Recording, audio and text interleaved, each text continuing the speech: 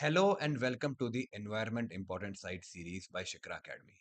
In this series, we are discussing all the environmentally important sites, the protected areas, the reserve areas that are important from the UPSC examination point of view.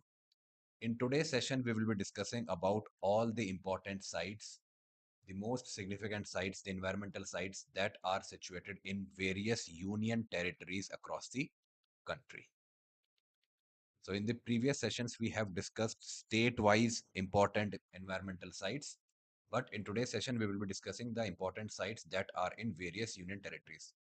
So when we say about the various protected areas or the important environmental sites, those include the tiger reserves, the elephant reserves, the biosphere reserves, Ramsar wetland site, the World Heritage sites, including the natural as well as the mixed heritage sites recognized by UNESCO. The Ramsar wetland sites are recognized under the Ramsar Convention. The biosphere reserves, the elephant reserves, and the tiger reserves. There are biodiversity heritage sites which are recognized or which are announced under the Biological Diversity Act of 2002. Then there are marine protected areas, national parks, wildlife sanctuaries, conservation reserves, as well as community reserves. Now, when we discuss about the union territories, so please make a note of this point that in all the 8 union territories that we have in the country, we do not have a tiger reserve in any of the 8 union territories, nor we have an elephant reserve. Okay, so we do not have a tiger reserve, we do not have an elephant reserve in either of the 8 union territories in the country. So what are the 8 different union territories that we have? We have the Jammu and Kashmir, Ladakh, Chandigarh, Delhi, Dadra and Nagar Haveli, and Daman and Diu, Lakshadweep, Puducherry with its 4 enclaves, and Andaman and Nicobar. So these are the 8 union territories that we have. But in these 8 union territories, we do not have a tiger reserve, we do not have an elephant reserve. So now let's begin the discussion of the important environmental sites. The most important is the Great Nicobar Biosphere Reserve. Now this is situated at the southernmost part of the Andaman and Nicobar Island. So in Andaman and Nicobar Island, in this chain of the two set of islands, we have the Great Nicobar is the southernmost island, and in the part on this Great Nicobar Island, we have the Great Nicobar Biosphere Reserve, and it covers the entire Great Nicobar Island. Okay, so entire Great Nicobar Island constitutes of this biosphere reserve, and it is also declared a UNESCO Biosphere Reserve in 2013. Discussing the geographical features that we have here, the terrain is undulating hills and coastal plains, and the highest point is the Mount Thulir, which is having 642-meter elevation. The rivers or the streams that flow through this biosphere reserves includes the Galathia, Alexandra, Amrit Kaur, and the Dogmar are the main rivers, and the coastline includes the Galathia Bay, which is an important nesting site for the turtles in the Bay of Bengal. Now, this whole Andaman and Nicobar or the Sunda landscape, it comes under the Sunda landscape. This is a seismically active zone, and it is close to Indo-Myanmar Sumatra subduction zone. So we have Myanmar on above, and we have Sumatra, the island of Sumatra in the south of the Great Nicobar. Then discussing the type of vegetation, because it is very close to the equator and is a island region receiving very heavy rainfall. So the type of vegetation here is tropical evergreen forest which dominate. But along with the tropical evergreen forest, there are mangroves and littoral forest and the montane forest at the higher altitudes. The wildlife, it has the Nicobar macaque, which is endemic to the island, the dugong sea cow, and the saltwater crocodile. The birds includes the Nicobar megapod and the Nicobar pigeon. So the wildlife here is pretty much endemic to this region, and this wildlife is not found in the mainland India. The reptiles includes the giant leatherback turtle, and these giant leatherback turtles are the largest nesting, and they have the largest nesting ground in the Indo-Pacific, and these are the largest living turtles. the giant leatherback turtles, and they have the largest nesting ground in the Great Nicobar Biosphere Reserve in the Indo-Pacific region. The marine life is also rich in coral reefs, and there are diverse fish species. Now, discussing the significance of this Great Nicobar Biosphere Reserve, it is one of India's most biodiverse and the least disturbed ecosystem. So, it is the least disturbed ecosystem in the entire country. It has some of the important tribal groups. The tribal groups or the tribal communities, the local communities are extremely important from the examination point of view as they are asked repeatedly in the examination. So the Shompen tribe, which are hunter-gatherers, they live in the forest interiors, and the Nicobaris are settled on the coastal region. So in the coastal region, we have the Nicobaris people, and in the interior region, we have the Shompen tribe. Now, this lies very close to the Malacca Strait, giving India a key position in the Indo-Pacific. So here we have the island of Sumatra in the south, and between the island of Sumatra and the Malayan Peninsula, we have the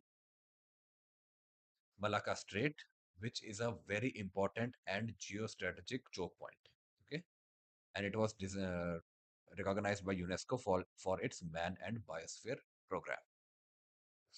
The next important site that we have to discuss is the Dachigam National Park, which is located in the Jammu and Kashmir. Okay, in the Union Territory of Jammu and Kashmir. So here we have the map of Jammu and Kashmir. This portion is the Jammu and Kashmir, and here we have the Union Territory of Ladakh. So the Dachigam National Park is located in the Union Territory of Jammu and Kashmir, and it lies in the Zabarwan range of the Western Himalayas.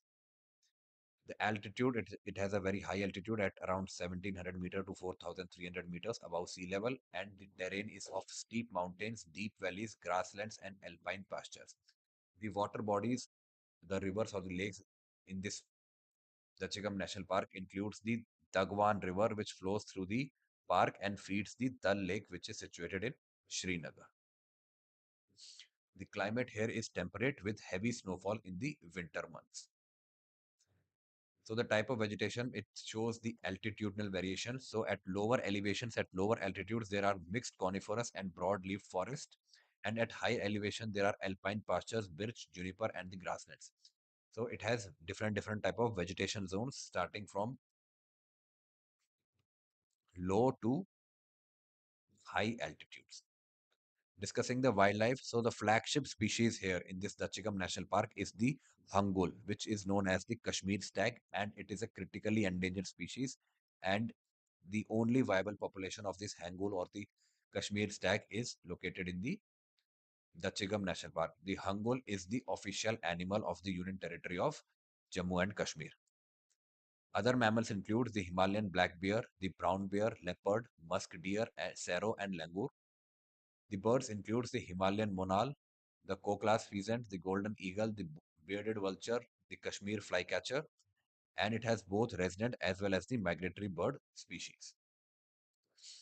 So discussing the significance, so it is significant for the Hangul conservation as it is the last stronghold of the Kashmir stag or the Hangul. Now, the park safeguards the Dagwan watershed, which is critical for Srinagar's drinking water because this Dachigam National Park is not far away from the city of Srinagar. Discussing the ecological significance, it represents a diverse Himalayan ecosystem from temperate forest to alpine meadows and is important for tourism and research. It is popular for wildlife tourism and ecological studies and bird watching. Then we have another national park, that is the Hemis National Park, located in the Union Territory of Ladakh.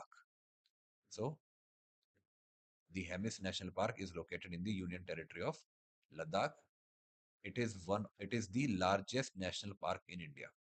So with an area of around 4,400 square kilometer, the Hemis National Park is the largest national park in India, and it lies in the eastern Ladakh region, which is south of the Indus River. Now the altitude, because it is located in Ladakh, so it has a very high altitude of around 3,300 meters to about 6,000 meters above the sea level.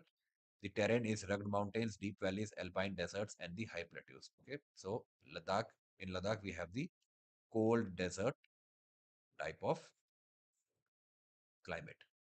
The rivers, it is fed by the tributaries of the Indus rivers, including the Markha River, the Subad River, and the Rumbak River. So three rivers are important regarding the Hemis National Park, and the climate here is cold desert with long, harsh winters and very short summers.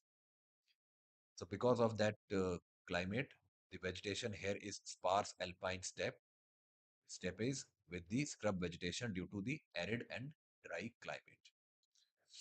The vegetation type includes the dry alpine pastures, the patches of juniper, and the alpine meadows in the limited areas at the top.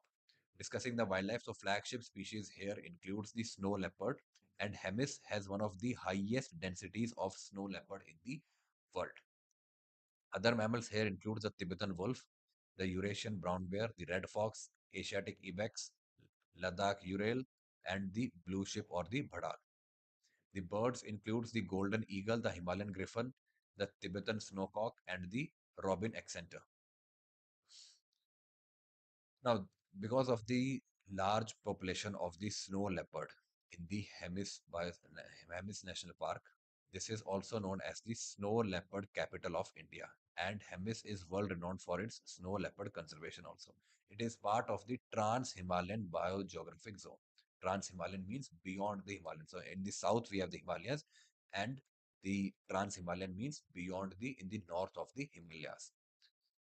It contains the famous Hemis Monastery, which is an important Tibetan Buddhist cultural site in India.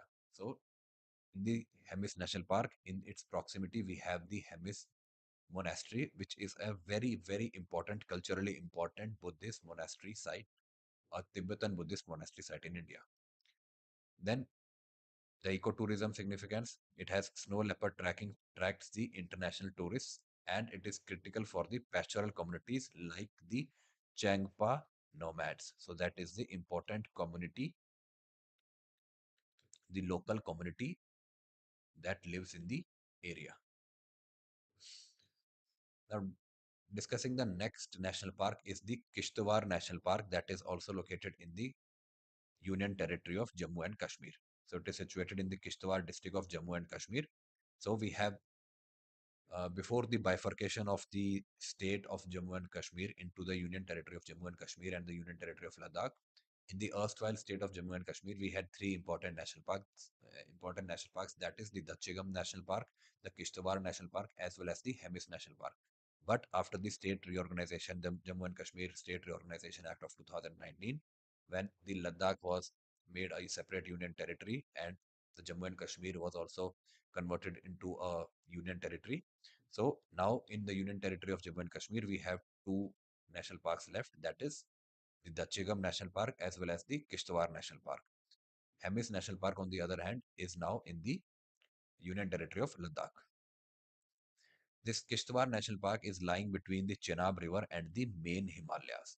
So, talking about the geographical features, so the altitude here is 1700 meter to 4800 meter above the sea level, about the same altitudinal range uh, like the Dachigam National Park. The terrain is having rugged mountains, the alpine meadows, and the glaciated valleys. The important rivers. So it is drained by the Marwa River, the Renai River, and the Kibar rivers, which all the three are the tributaries of the Chenab River. Now, it is also known for its snow-clad peaks, and the notable peak, the main important peak in the area is the Nagin Sheer Glacier region. Okay, so talking about the geographical features. So geographical features here includes the Nagin Sheer Glacier as well as the Marwa, Renai and the Kibar rivers, and it lies between the Chenab River and the main Himalayas. Discussing the climate here is temperate to alpine with heavy snowfall in the winter months. Now discussing the type of vegetation, because of the such winter type of climate, the vegetation zones vary with the altitude. So it shows the altitudinal variation in the vegetation. At lower altitudes, at lower elevations, we have the blue pine, cedar, and chidar, walnut, and maple. At mid altitudes, we have the fir, spruce, and yew. And at higher altitudes, there are alpine scrub, birch, juniper, and the meadows. The flagship species, like the Dachigam National Park, here is also the hangul or the Kashmir stag, but it has a relatively smaller population when compared to the Dachigam National Park. The other mammals here includes the snow leopard, the Himalayan black bear, the brown bear, ibex, the markhor, the musk deer, sero, goral, and langur. Other important birds here includes the Himalayan monals, the Koklas pheasant, the griffin vulture, and the golden eagle. It is habitat for both the Himalayan as well as the trans-Himalayan fauna. So it has both Himalayan fauna and the trans-Himalayan fauna.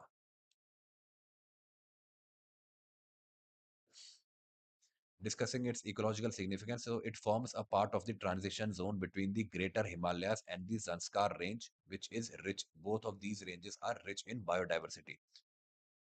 Regarding the conservation significance, it is important secondary habitat for the Hangul apart from the Dachigam National Park. So Dachigam National Park is the primary conservation habitat or the primary habitat for the Hangul population, the Dachigam National Park. But this Kishtwar National Park is the secondary important habitat for the Hangul population.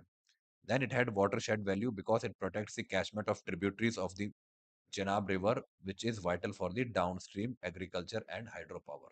And it has potential for trekking and high altitude ecological studies, but its tourism as well as its research potential is not yet fully explored. Then after the biosphere reserve and the national park, now let's discuss the different wildlife sanctuaries that are located in various union territories in the country, starting with the Osudu Lake Wildlife Sanctuary. So this Osudu Lake Wildlife Sanctuary is located in the union territory of Puducherry. That is, it is situated on the Tamil Nadu-Puducherry border, and it is about 10 kilometers west of the Puducherry city. It was declared a wildlife sanctuary in the year 2008. Now, the geographical features here includes it is a man-made lake built during the 17th century by the French. So we know that the Puducherry in India was a colony of the French, not the Britishers. So in the 17th century, so that is in the year of 1600s, uh, the French colonizers, they built a man-made lake. Now it is one of the largest freshwater lakes in the entire region, and it is surrounded by wetlands, marshes, and agricultural fields. The hydrology is that it is fed by the seasonal rainfall and acts as a rainwater harvesting reservoir in the region. So this Usudu Lake is a freshwater lake and is an artificial man-made lake. Discussing the type of vegetation it has in the region, it is dominated by the aquatic vegetation like the water lilies, lotus, and reeds. And in the surrounding area, there is marsh kind of vegetation in the shallow zones. Now, it is known as the bird paradise of the Puducherry. So, all these lakes and the wetlands that we have in the country, they are an important habitat for the birds or the avian biodiversity. So, this Usudu Lake Wildlife Sanctuary is an important bird area and is the bird paradise of Puducherry. The migratory birds here that are found includes the open-billed stork, the painted stork, the white ibis, spot-billed pelican, and the oriental darter. The resident birds includes the purple herons, the cormorants, the kingfishers, and the moorcans. And it is an important bird area. But along with the bird population, it also supports fish, amphibians, and the reptile species or the populations which are dependent on the wetland. Discussing the significance, so it has the ornithological hotspot. That is the ornithology is the study of birds. Ornithology is the study of birds, so it is an important area for the study of birds. It is one of the most important wintering grounds for the migratory waterfowl in the South India, and it has ecological significance. It acts as a flood regulator and as a groundwater recharger and biodiversity rich wetland. Groundwater recharger, that is, it acts as an effective area for the rainwater conservation in the region. So the local villages depend on the lake for fishing as well as irrigation, and it was recognized under the Asian Wetland Program and is considered for the Ramsar Site designation. Please note that it is considered for the Ramsar Site designation, but it has not been yet declared or designated as a Ramsar Site or a wetland of international importance. Moving on to the next wildlife sanctuary that we have is the Asola Wildlife Sanctuary, also known as the Indra Priyadarshini Wildlife Sanctuary, situated in the Union Territory of Delhi or the National Capital of Delhi. It is situated on the southern ridge of Delhi, extended into the Faridabad district of Haryana, and it is a part of the Aravali Hill Range. So, discussing the geographical features that it has undulating rocky terrain, rocky hill, scrub, scrub covered slopes, and small valleys, and it has contains a series of quarry pits that are converted into lakes. For example, the Bhardwaj Lake, the Peacock Lake, and it acts as the green buffer between Delhi, Gurgaon, and Faridabad. Okay, so in the NCR region, this is one of the very important green corridor or a green buffer between Delhi and the Haryana districts of Gurgaon and Faridabad. It has semi-arid climate with hot summers and mild winters. And one of the most important geographical feature here is the presence of the Aravali Hill.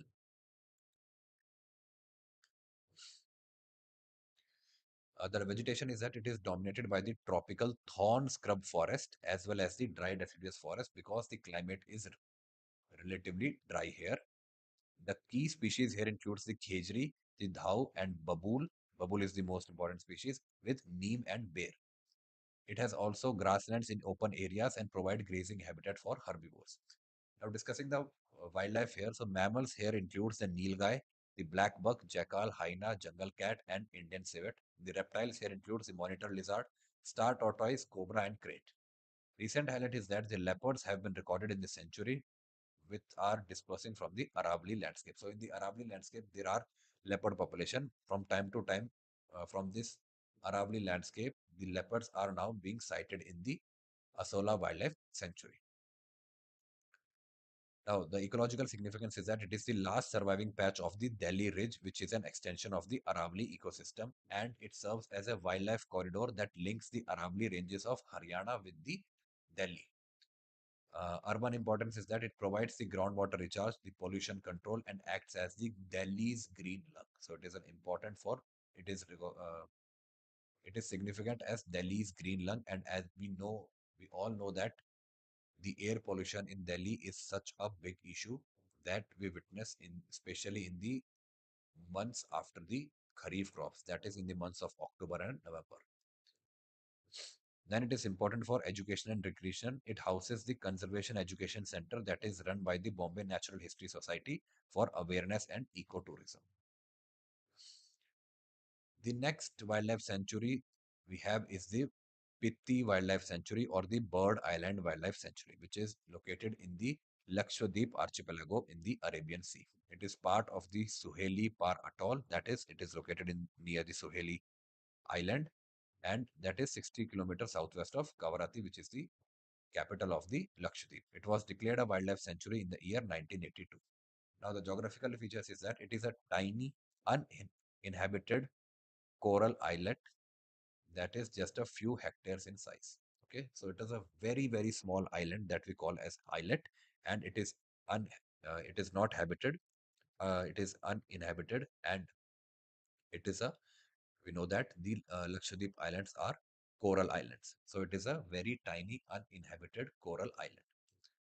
It is composed of coral sand and shells with no freshwater source. So it's just a small, a few hectares in size island or islet with no freshwater source. It is surrounded by the clear lagoons, coral reefs, and part of the classic atoll ecosystem. The climate here is tropical maritime that is heavily influenced by the southwest monsoon. Now discussing the type of vegetation, here it has very sparse vegetation due to sandy soil and lack of fresh water. So there is no availability of fresh water, and the soil also here because of the it being a coral island, the soil here is quite sandy. It has limited growth of grasses and small shrubs, and it is mostly open sandy areas used for nesting side of the seabirds. So that is its main wildlife or faunal significance. So it is a major seabird nesting site in India, and it is a breeding colonies of many birds, included the sooty tern, the greater crested tern, the brown noddy, and the wild-tailed tropic bird. It is an important stopover over the migratory seabirds also, and it has rich marine biodiversity in the surrounding reefs because we know that the coral reefs are among the most biodiverse landscapes in the world. It has the ornithological importance, that is, it has importance for the study of birds. It is one of the few Indian islands that are exclusively dedicated for the seabird breeding. So this entire island is exclusively dedicated to the seabird, the breeding of the seabirds. It supports the fragile atoll ecosystem, crucial for coral reefs and as well as the fishery health. The conservation status is that it is protected under the Wildlife Protection Act of 1972 because it is a wildlife sanctuary. It has no permanent settlement for humans, and entry is regulated to protect the nesting of seabirds. So it has a very restricted and regulated entry of humans, and there are no permanent human settlements on this island. Next we have is the Fudam Wildlife Sanctuary, which is situated on the Diu Island. So here we have the island of Diu at the southern tip of the Kathiawar Peninsula. Okay, it is located on the Diu Island, which is on the Union Territory of Dadra and Nagar Haveli and Daman and Diu. It is located on the Fudam village, that is 3 kilometers from the Diu town, and it encompasses of the Fudam Bird Sanctuary and the adjoining wetlands. Now, the geographical features is that it comprises of the mangrove forest, mudflats, creeks, brackish water, wetlands, and is fed by the tidal waters of the Arabian Sea. Okay, so it has no major rivers or no major lakes, but it is this entire island or this Fudam Wildlife Sanctuary is fed by the tidal waters of the Arabian Sea. It has low-lying coastal ecosystem with the saline soils. So therefore, it is dominated by the mangrove vegetation, and it has marshes and grass patches that provide habitat for waders and grazing birds. It is known mainly for its bird diversity, and the resident birds include the flamingos, the painted storks, the egrets, the herons, the cormorants, as well as the kingfishers. The migratory birds include the spoonbills, the bar-headed geese, gulls, and sandpipers. The significance is that it is an important birding hotspot on the island of Diu and attracts both winter migratory as well as the resident species of birds. Its ecological role is that the mangroves present coastal erosion. It prevents the coastal erosion and support the marine life and act as the nurseries for the fishes. And it is an extremely popular ecotourism site for bird watchers and the nature enthusiasts. The community dependence is that the local communities are dependent, the local fishing communities, they benefit from the mangrove rich fisheries that are in this region. The final wildlife sanctuary that we have to discuss regarding the union territories in India is the Sukhna Lake Wildlife Sanctuary, which is located in the city of Chandigarh, or that is situated in the union territory of Chandigarh at the foothills of the Shivalik Hills. It is adjacent to the man-made Sukhna Lake, which is created in 1958 by damming of the Sukhna Kyo stream. Okay, so the geographical features is that the Sukhna Lake Wildlife Sanctuary, it consists of the Sukhna Lake, which is a man-made lake. The terrain it is lies in the foothills ecosystem of with undulating hills, the seasonal chaos, the streams or the scrublands. The lake here is the Sukhna Lake, which provides the wetland habitat for the migratory birds. The climate here is subtropical with hot summers, monsoon rains, and the cool winter. So there is a very much diversity around the year regarding the weather or climate. The type of vegetation here, it has the dry deciduous and scrub forest dominate the region. The tree species includes the kher, the shisham, the eucalyptus, as well as the simbal. There are grasses and shrubs that form the important grazing ground for herbivores. The wildlife that includes here, the mammals includes the sambar, the spotted deer, the barking deer, the wild boar, jackal, and rhesus buck. And the birds includes the migratory species at lakes, including the bar-headed geese, the pochards, teals, and storks and herons. And it has a very much high aquatic life because of the fish as well as amphibian populations in the Sukhna Lake. And please note that Sukhna Lake is a man-made lake. It provides an urban ecological buffer and provides green cover and biodiversity within the major urban center of the Chandigarh. So we can say that it is the green lung for the city of Chandigarh. It is an important migratory bird site and is recognized as an important bird area by the Bombay Natural History Society. Okay. Please note that the IBA, the designation of IBA or the important bird area, it is not given by the Ministry of Environment or the Government of India. It is given by the Bombay Natural History Society. The conservation role is that it helps in the controlling the soil erosion from the Shivalik foothills, and it supports ecotourism and environmental education alongside the lake. So these were the some of the important biosphere reserve, the national parks and the wildlife sanctuaries or bird sanctuaries that are located in the 8 union territories